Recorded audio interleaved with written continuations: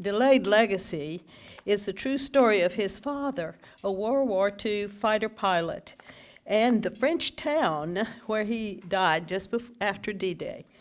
Conrad was born 6 weeks later and is discovered in 1994, a footlocker that was sealed for 50 years that had his father's love letters, he and his mother exchanged love letters, and other personal effects. The coincidences then led Conrad to his father's wartime roommate and to a French family in Normandy who told him the rest of his father's story. And I think we're in for a treat. I've read the book. It's a wonderful book, and it's an encouragement to all of us who have family histories that have heroism in them to write about it. Conrad, it's all yours. Yes, this is, I hope, something that will encourage you all to do a little research on your own. It was a pleasure for me to do it and a treat, and it really turned out to be something that I really kind of completed me in my fifth and sixth decades, I guess. And I want to also say thank you for putting up with me not coming last time in May, but you did not want to see me last May. I was not in any kind of presentable condition. But fortunately, Jeannie and I were able to work out the schedule to today. So this is about Delayed Legacy. The banner over here shows you the book cover and the title and all of that. It's, as Jeannie said, full of remarkable people and just absolutely incredible coincidences, and we're going to go over those in just a minute. It kind of seems like a novel, you know, the drama, the love story, the war, everything. You've probably read books that have all those elements in them, but the difference in this one is it's all true. I didn't make any of this up. I've done the research, and I've been able to put it together in some sort of order to make that made up the book. So my father left A&M College in those days to work in the petroleum industry. This is 1941 or so, 41. And because he was in the petroleum industry, that was declared a defense critical industry, and he was not subject to the draft or to military service. So that sounded pretty good to a young lady he was dating here in town, who eventually became my mother, and his wife, not in that order. She thought, well, gee, here it's 1941, 42, and all the men are going overseas, and here's somebody, and we're kind of thinking things down the road, and wouldn't that be nice? Well, she didn't know him very well because despite his deferment, he up and volunteered right out from under her nose and started his service here at Kelly Field, which was then called the San Antonio Classification Center. His training began here, but he trained all over South Texas, as you may know from those days. Why South Texas? Because the weather was ideal for flight training. Never many storms, certainly no cloudy days as a rule. So that was why they were all trained down here. But as did so many other couples during World War II, and probably many of you have family in the room who did this, they wrote love letters, not emails, not any of those tweets or texts or any of those things. I can't even say them all. But they wrote love letters, which survived, of course, not like email. Oh, and then a little bit later on, they became engaged. They wrote more love letters. They were married in San Angelo, of all places, and then wrote more love letters. So this was quite an accelerated experience, to say the least. All of that took place over the course of about a year. Well, in the fullness of time after they were married, of course, my mother was pregnant with me. My father, now in England, serving with the 8th Air Force. I have the 8th Air Force tie on today. Everybody can look at it later. With the 8th Air Force, he was in England, and he was flying missions over Germany and France almost every day while he was there. Because she was pregnant and he was convinced it was going to be a boy, no sonograms back then, of course, he decided to name his plane after me. And there is that plane, the only picture we have of it. How much I wish it showed the whole plane, but I'm happy to have that. And so you notice it says Con John IV. Well, why? Well, I met the man that painted that about 20 years ago at a reunion of the 8th Air Force in, where was that? In Columbus, Ohio. And I said, oh, I'm sure you remember my dad. You painted his name and everything, my name and everything. He said, don't remember a thing. I did hundreds of those. I said, well, my plane has Con John the Fourth on it. My name is Conrad John Netting the Fourth. I wonder why, you abbreviated. He said, I charge $5 a letter. I said, well, now that solves that question, and we got that one checked off. Never mind that nobody knew whether I'd be a boy or a girl. He was just convinced. Fortunately, I didn't turn out to be Sally or something. He'd have had to, erase it off of there. But that is my dad. The only picture we have of him with all his gear on, that manly, that virile-looking gear that he had to wear while he was flying. And that's my name, of course, in the photograph. Now, several years ago, I had the experience of flying in a P-51, a very highly restored P-51, I mentioned. They had a jump seat kind of thing in the back, and the pilot was up front, and we flew from here to Dallas. And I'm telling you, that was a thrill. This little tiny thing, don't look for stewardesses, don't look for restrooms, don't look for air conditioning. It was just raw flying, and that's what he did every day, and so many other men did every day while they were on their missions. But it gave me 60 or 70 years on the sense of what he would have been going through in that situation every day. Literally, the canopy almost touches your shoulders. Not many of the pilots could be more than 5'10" or 11 because they wouldn't fit in the plane. So that was just the way it was, and that was just everyday business as usual. One funny thing, we were at the end of the runway out here in San Antonio, and all the Southwest planes and American Airlines and everybody. And we got to the end, and we had a film crew at the end that wanted to take our pictures, so that required what they call a low-level takeoff, pretty flat takeoff. So my pilot calls the tower, requests a low-level takeoff. Is that okay? Making sure the planes were out of the way. Tower came back and said, sir, you can do anything you want in that plane because everybody's looking at you and they're not about to move. So we took off, and all these Southwest pilots are just, drooling at the thought that they could be in that plane. Well, anyway, let's get back to the story. 1944, a few weeks after this picture was taken, and just 2 years after my parents had started even dating, he was flying a mission over France and was killed, and this was 4 days after D-Day. Well, I was born, as Jeannie said, 6 weeks later. My mother and my extended family raised me, as did the families of the VA estimates 180,000 other fatherless children from the war. And as a group, I think those families, and particularly those young mothers, widowed mothers, were unsung and underappreciated for the rest of their lives. Well, over the next 50 years, we're going to really speed through 50 years here. I knew about my dad. I had that picture in my room. I still have it in my study. You just don't wake up every day and start asking questions, especially as a teenager or whatever. So I knew him only from these photos. My mother and I did go to his final gravesite in France. He was buried 3 different times. And I went there at the American Cemetery. And then the many remembrances of the people he had gone to high school with here in town. He graduated from Jefferson High School in 1936, I think it was. And so people would come up and tell me about him, and that was nice, and I really appreciated that. They called him a party boy, and I'm not sure I needed to know that, but as it turns out, our son is cut from the same cloth, so it's no surprise. But though my information was sparse, it would go wider and deeper than I could have ever imagined, and that's what led us to Delayed Legacy.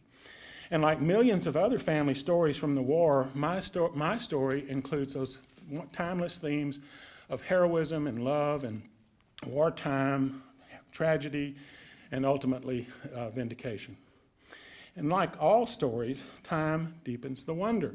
This would not be something you'd come listen to if it was 1946, because everybody knew what was going on. But 60-some years later, almost 70 years later, that has deepened. Everybody wants to know a little bit more about how all that happened. But unlike most stories, mine revealed itself through these 5 incredible coincidences that we're going to go through. So number 1, as Jeannie said, 1944, the sealed footlocker. Well, it had been in our houses here at one I can remember for sure, and probably one other one before that. For all those many years, stored there, dusty, had my dad's name on the side of it. That was fine, undistinguished. And so after her death in 1994, we had to, start doing some cleanup. So here was this footlocker along with a couple of others that were even worse shape that had my uncle's various names on it. So we called everybody to our house, all the cousins, and said we're going to open all these things up. It happened to be July the 4th. So We go through the first 2 or 3, and there's nothing but roaches and moss and stuff in there. And then we opened my father's, and it would not open. We had to get a crowbar, a screwdriver, a hammer. It had been sealed shut. After 50 years, it took us probably 5 or 6 or 7 minutes to open this thing. So what was in there? Well, all of his things from England. His roommate at the time had sent all those things home. The letters from my mother to him, which would have been over there, his notebooks and notes that he took every day, medals, including the Purple Heart and all those other things that he was awarded later on, newspapers, one of them dated June the 10th, 1944. All these things were 50 years old or older. And the most important, perhaps, was this flight log. Now, as a pilot, maybe some of you know, you have to record every minute you're in a plane in this flight log. Well, we were flipping through it, and we said, oh, gee, I wonder if we can find anything for June 10th, 1944. Well, we went there, and there in a separate handwriting, not my father's, separate handwriting, was this paragraph written by the wingman who had been flying along beside my father. The wingman looks out for the lead pilot. And he described my father's dramatic strafing of a German fuel truck convoy somewhere in France. And, unfortunately, his probably a minute later crash into the forest. Well, we were stunned by that, to say the least. I couldn't read it. My wife finally had to read it for us all. But anyway, all these people are gathered around. We have it on what was then videotape. Now, I guess it's something different. And then also in this footlocker were letters from my father to my mother. Well, now wait, those wouldn't have been in England, so where'd those come from? Well, she had saved every one of them, put them in here, folded his uniform just so, put the medals on the blouse just so, and sealed this thing up for posterity. Never mentioned it to me in her lifetime. Not that I brought it up, but never mentioned it to me. I never asked what's the deal with the footlocker in the garage. So all told, something north of 1,500 letters are in there. She had carefully arranged each one, sprinkled them with mothballs, sealed the footlocker, never to mention it to me. You could say that my mother took care of my father's memory for me. So this footlocker was like a bequest, long delayed over that long arc of time, like light from distant stars that eventually gets here. Well, that's how I felt about that footlocker. Well, I was blessed with having the contents of that with a special insight into the lives and feelings and really souls of my parents. So through the footlocker, I might know my father better than those whose fathers returned, who would not talk about the war. And I don't blame him for that for one bit, but I certainly knew a lot more from these many, many love letters. So my conclusion, this is 1994, extraordinary people, extraordinary times, turn the page. Second incredible coincidence. So about 3 years later, it gnawed on me that this man's handwriting was in there, this wingman. Where was the wingman? Can we find the wingman? Well, yes, as a matter of fact, there's a very funny sequence in the book about how we found him, going through the Pentagon and some generals I knew and so forth. But he had retired to Florida. So my son and I, about that time, age 16 maybe or so, we interviewed him for hours and hours. Well, forget the silent generation. We took tapes and batteries and all that. We ran out of everything. I thought we were going to have 3 days of, talking about the weather, and this guy was ready to talk. So we got so much good information from him. We learned that about my father's destroying those fuel trucks, and just before he crashed. And in this wingman's words in the book, in the flight log, he wrote, "Today was Conrad's last flight. He flew as a volunteer, and in his eagerness to stop an enemy truck convoy from reaching the beachhead, he gave his life. I lost a very good friend today, and the squadron will miss him as a valuable man, but it will be nothing as compared to the loss to Catherine and Conjon IV. He wrote to my mother, I took care of his belongings." Well, a few years after that interview in 1996, he had Alzheimer's and was no longer able to tell me those wonderful stories. Fortunately, we got there just in time. Third incredible coincidence, we're now up to 2002, so this is 8 years after opening the footlocker. A man sends us a letter, a big package really, a big bundle thing from France. I don't know anybody in France. What's the deal with this? Well, this man writes, translated into English, that he had been searching for information about the heroic pilot who had died in their village so that a memorial could be built to this man. At age 11, this gentleman who was writing had seen the plane crash. He was in his backyard at the time. His letter to me in 2002 said, his father, who was a cabinet maker, made the casket for your father's burial. Whew.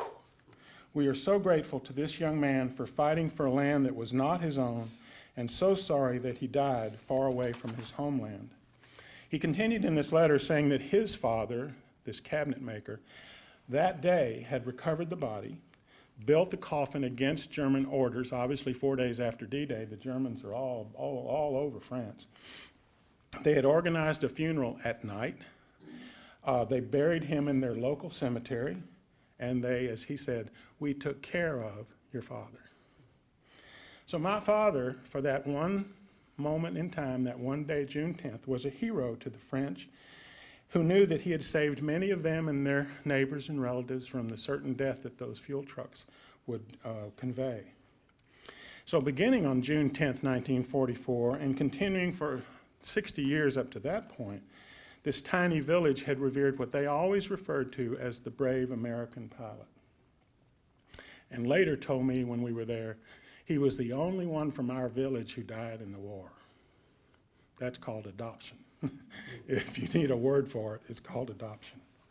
Okay, fourth incredible coincidence. And now we're up to April 2005, another 3 years later. Well, on the way back from that first trip to France where we helped them dedicate the memorial and all that, my wife on the plane next to me said, you know, this is a book. This is great. I said, you know, that's really a good idea. Who's going to write the book? And about 1,000 miles later in the plane, she said, you are. I said, right, CPA, writes book, no one understands. This is going to be great. I can just see it now, because nobody understood anything else I wrote either. But anyway, she would convince me that that was the right thing to do. And the book was at the printer, was ready to come out. But it wasn't on a day. We went to a small party, no more than 10 or 12 couples there, and some lady comes up to me and says, oh, netting your father, the war or something. And I said, yeah, it's all taken care of. We got it covered. She said, no. On the block where your mother lived in another house, the new people that moved in after my mother's second husband died found this box of papers. And they don't know what to do with it. I said, I'll be there tomorrow morning. So got there in the morning, big old banker's box full of more stuff. Well, what was in there? Well, the first love letter from my father to my mother, dated 1942. The original of the killed in action and missing in action telegrams, all we had ever seen were copies. A long lost letter from the wingman to my mother telling her that he had seen the crash and that not to disappoint her, but that there was no survivor.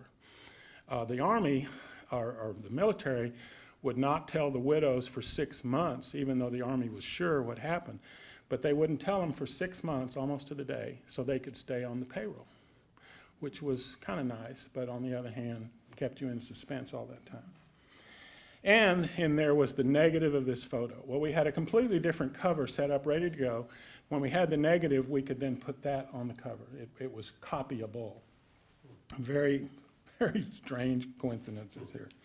So, of course, what do you yell out in Hollywood in this situation? Stop the presses. So I called my publisher and said, I'm sorry, but we got to change all this stuff. Okay, so he said, okay, we'll do it, and he did. Okay, so, and now one more. I got one more, the fifth one. Now we're up to April 2006. Time flies, doesn't it? April 2006, we received word from a family in England, of all places, saying that they had the original kit bag. A kit bag is what a pilot puts all his stuff in so that he carries it to the plane, and then he takes off his Class A uniform and puts on all this gear, and then when he gets out of the plane, he swaps it all back.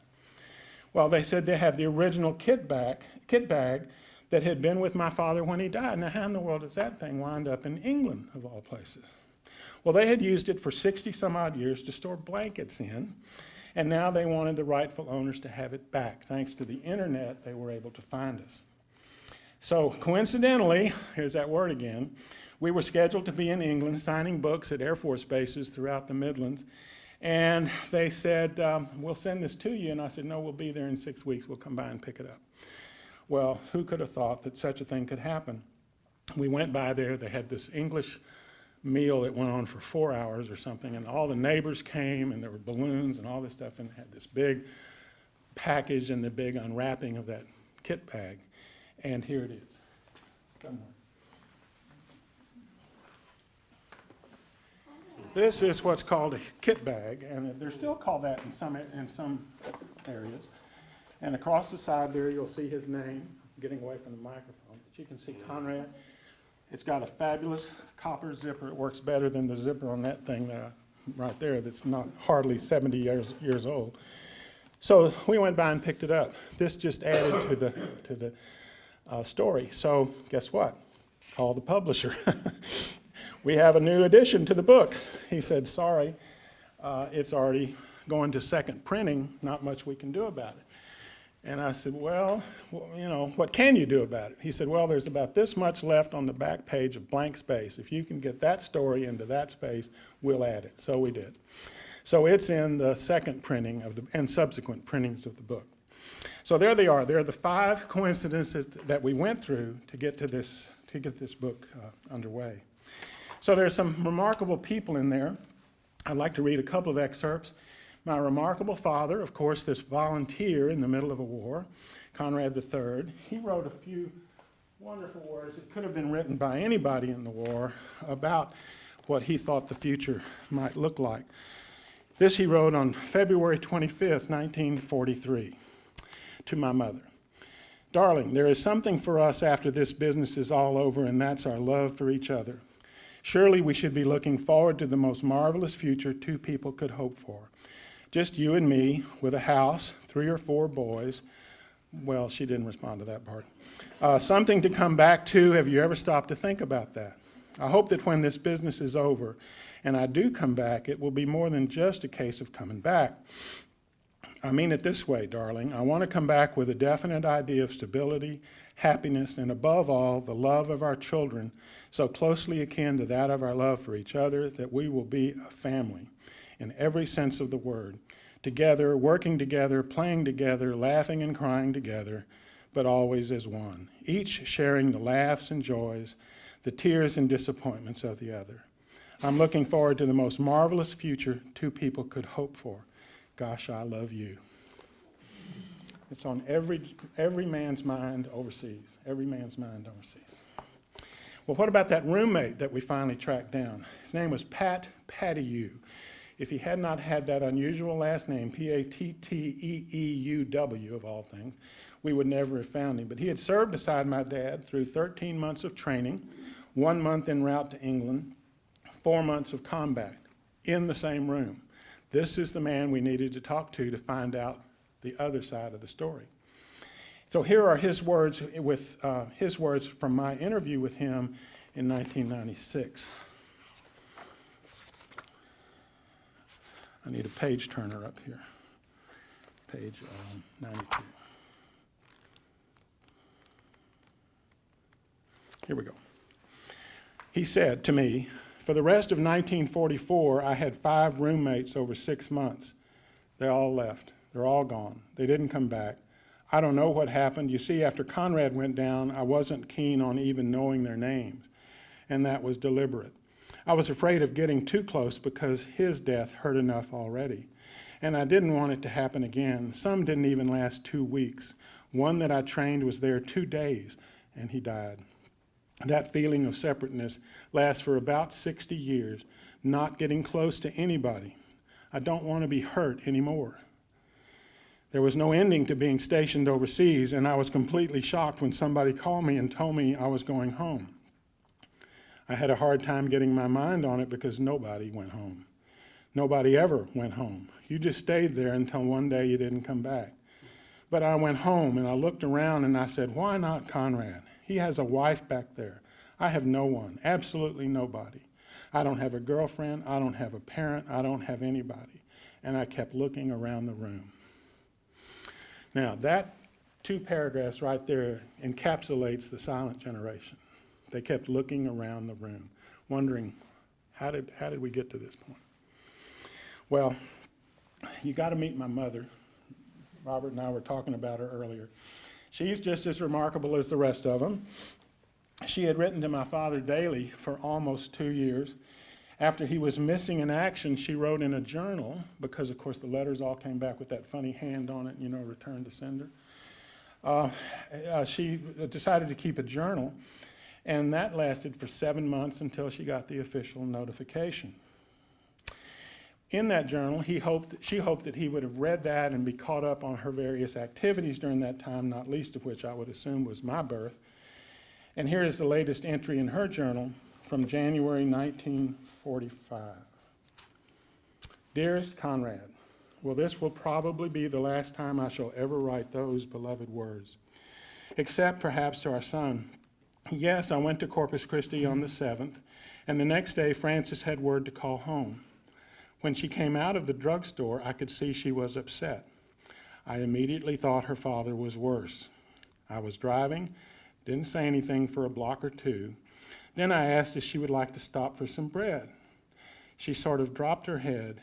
I reached over, patted her shoulder. She said, "But it's not about me." And I knew at once what it was. Well, my darling, from October 42 to January 45 really is a terrible, pathetically short time.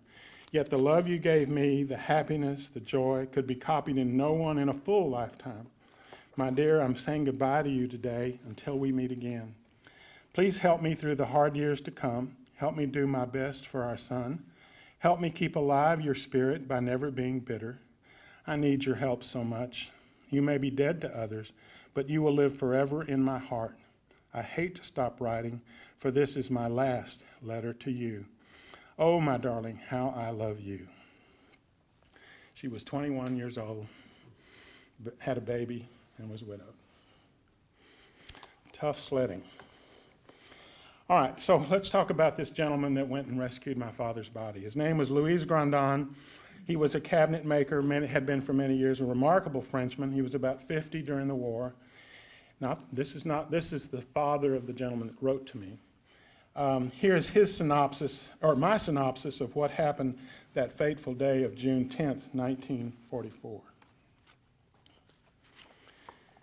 Louis began his work with the tools he had used throughout his career. Michel watched his father as he formed a rough 6-foot box. He had seen such boxes before. After an hour or so, progress was noticeable. Louise would need 6 more hours to make the coffin. The funeral could be held that evening. Unexpectedly, there was a quick rap at the door. The dreaded Germans entered, sharp words exchanged, and Louise stopped his work. The Germans had never seemed so agitated as they were in the last 4 days, well, understandably. And now this, something was happening, the strafing, the crash, the fireball, the coffin. This day, the child would remember. At dusk, the ranger, that's like a sheriff, and a farmer on whose land the plane crashed, slipped through the back entrance of the school. The carpenter showed them the coffin. Its simple lines were similar to those he had made before, but its contents would be exceptional. They balanced it on their shoulders and walked to the still smoldering wreckage. They were not resistance fighters, and sneaking about against German orders was foreign to them. Once clear of the sentries on the road, they stayed by the hedgerows, past the farm buildings, across the ravine and into the forest. The smell of spent kerosene filled the air. A few meters farther on, they saw the village priest positioned by the burnt wreckage.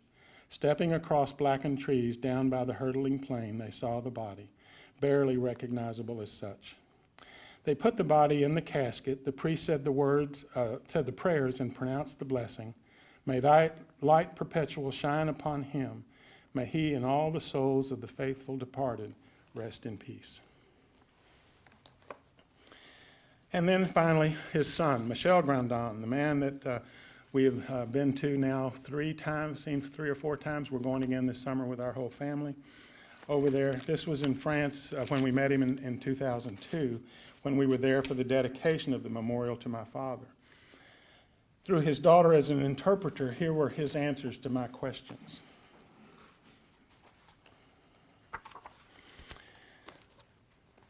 She said, "My father and mother in 1999 wanted to research your father's crash. When they asked at the cemetery for your father, the caretaker said, yes, he's buried here."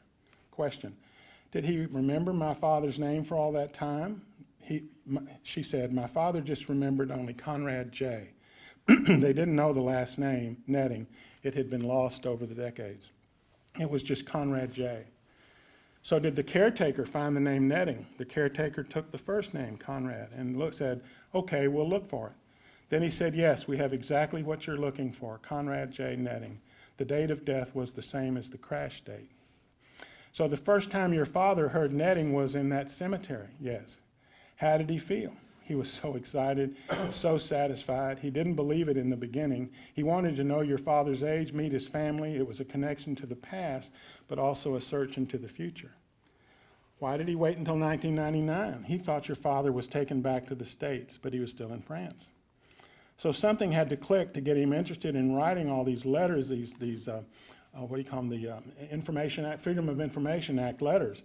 Was there one moment or one event that caused him to start?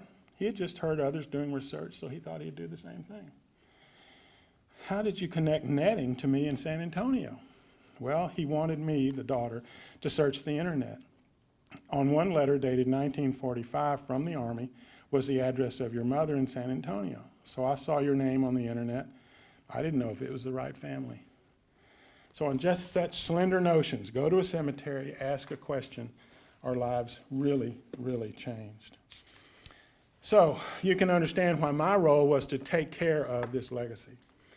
The philosopher Sophocles wrote, "The long, unmeasured pulse of time moves everything. There is nothing hidden that it cannot bring to life, even over those 50, 60, and now 74 years."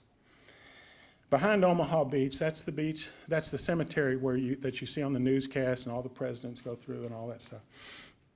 It has 10,000 graves in it, mostly from the men that were that were invading on foot on D-Day. My father's cemetery is a different one. But in that cemetery, on one cross, is this parent's inscription: "Into the great mosaic of victory, our priceless jewel was set." Well, with delayed legacy, the story of my family's priceless jewel is set. Thank you very much.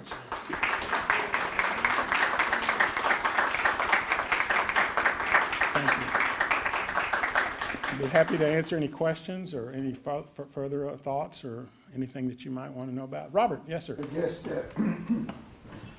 the coincidence of recently I started going through our family stuff, and you said doing research, how easy it can happen that you have important things of a family that just, you know it's important, but you don't have time for it, and it just stays in a box someplace, and someday I'll get to it. Well, just this summer, my mother died back in '92. That's already kind of a long time ago, and I got this box out of the attic, and I thought, then this summer I found the box, and I said, oh, this is important. Someday I'll get to it. Still didn't get to it. Then a week ago, I opened it and started looking, and here were love letters that my father, C.L. Browning Jr., wrote to my mother, Betty Ewing Browning, in 1928 during the first months of their marriage, and I knew nothing about that the first year of their marriage, but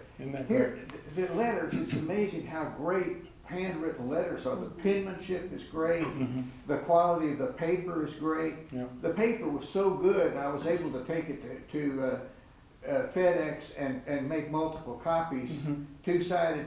I mean, the thing just whipped those pages through and copied both sides just beautifully. The pages just went through fine. And it was anyway. I just thought, what a treasure. Compared to, like you say, emails or some of those other things. Sure. That was the beauty of the written word. A handwritten word. Handwritten word, but beautiful penmanship, and it's just really. And now, if you think about it, so those are your parents, and then you all, and then your kids and your grandkids. So you got 4 generations. The 4th generation could look back on the 1st generation and say, "Wow, look at this." That's what it's all about. Any other comments? Yes, ma'am. A couple of questions. Sure. I didn't get the story about the satchel that ended up in England. Yeah, how did that happen, you might ask? Good question. The best we can figure out from talking with that family is that this lady's, who was maybe in her 50s or so, her grandfather was in the British Army, and he was a motorcycle patrolman or something. And the best we can piece together is that he found this kit bag somewhere, or maybe bought it from some little French boy or something, who knows. And but the most remarkable thing is that was in June 1944, and the war was over in May 1945. So did he carry this around with him for 11 months? Was this found with the plane then? We don't know. At the base in England? No, this was presumably with the plane. Yeah.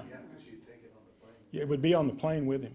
When he went out there in that outfit, if we could see his feet, this kit bag was probably at the bottom of his feet. And how did it survive the crack? I mean, I'm not going there. You said you had a second question? I've read the book. I know your son is netting 5. Netting 5, yes, he is. Is there a netting 6? No, there's not. I was telling Robert, he has 2 daughters, adorable. That was my adjective, by the way, in Jeannie's introduction, the adorable part. 2 daughters who are 7 and 5. The youngest one is named for my mother, so her middle and last name are Catherine Netting. And I was telling Robert, just yesterday we got a post, or whatever you call it, Facebook thing, that said, "Boy, is Catherine Netting a firecracker." And I thought, well, let me tell you how that gene went straight through. My mother was the first girl to wear blue jeans at Jefferson High School in 1939. And we have that from one of her classmates who said everybody was scandalized that she would wear blue jeans. Robert? Did the plane have some kind of plexiglass covering over the,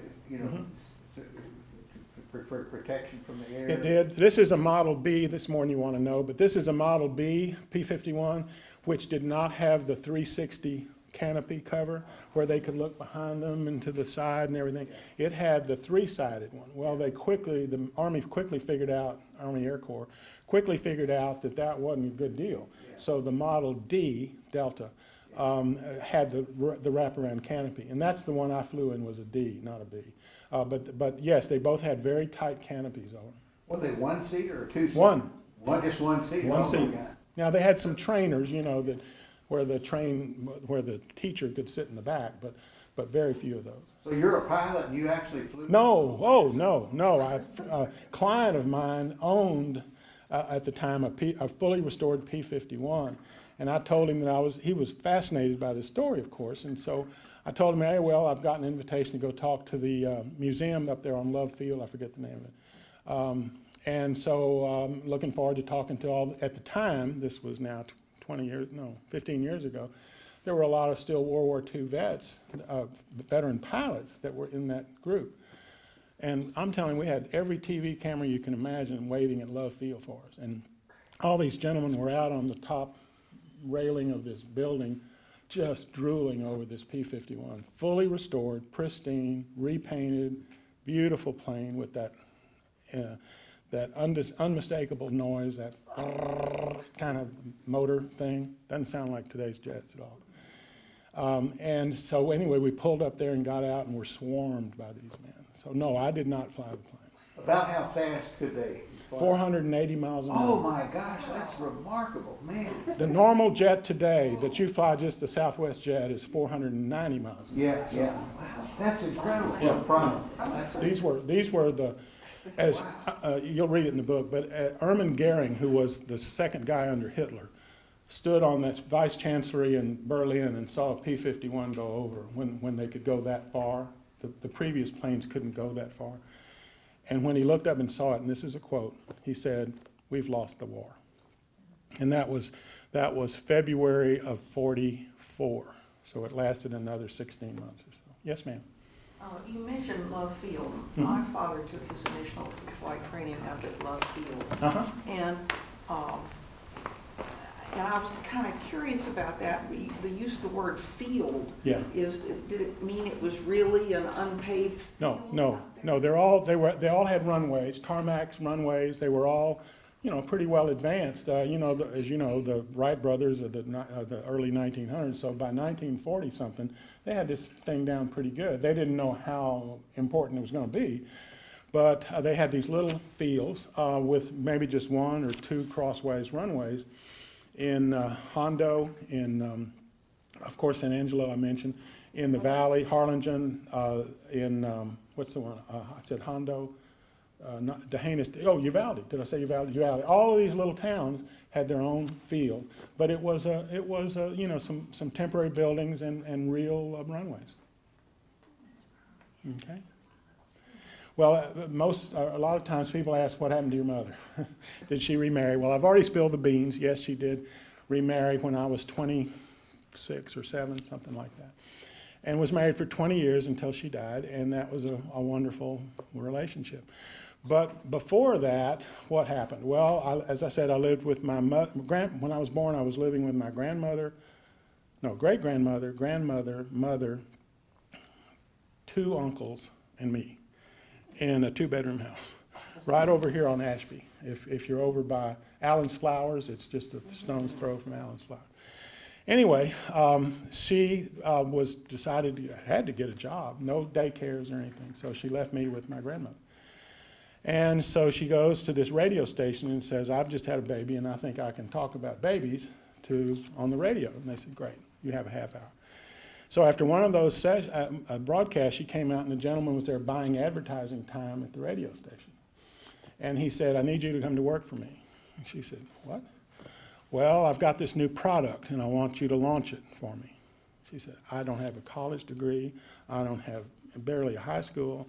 I've got a baby, and I, first of all, most important, don't know a thing about marketing any product, let alone your product. And he said, no, I can tell by your personality, you've got the right attitude, and I need you to come to work for me. So she did in 1946, worked there until 1976, and the product she launched was Lubriderm lotion. So when you go to Walgreens or CVS and you see those 10 different kinds of Lubriderm now, it was really just one, and the word came from lubrication of the dermis, the skin, so Lubriderm. And that was started, where am I? Over here on Elmira, kind of by where, kind of near Madison Square, Presbyterian Church. There's a building on the other side of the freeway. So that's one of those stories that just, it's like God says, I'm going to take care of you, it's okay. And he did. Anything else? Yes, ma'am. Back then, did the widows and the children get any type of support from the government when their husbands and fathers took care? Good question. Yes, there was a kind of a pension kind of a thing, but it ran out pretty quickly, I think 2 or 3 years or something. She did have privileges at the PX, but we didn't know that until I was in college. Just one of those things that kind of got past us. When a friend of hers said, you should be shopping at the PX, and she said, I can't shop. Oh, yes, you can. And so we went through the red tape, and so at that point we could shop there. But no, there was nothing else. I think there was a $5,000 life insurance policy, which maybe was, I don't know, $100,000 today in today's dollars or something. It was rough, and multiply that by 183,000 men killed in World War II, Americans killed in World War II, and you've got, as I said, a core of fatherless and husbandless and male-less homes that struggle through. And I'm sure glad they did. Anything else? Well, thank you all very much. Well, thank you.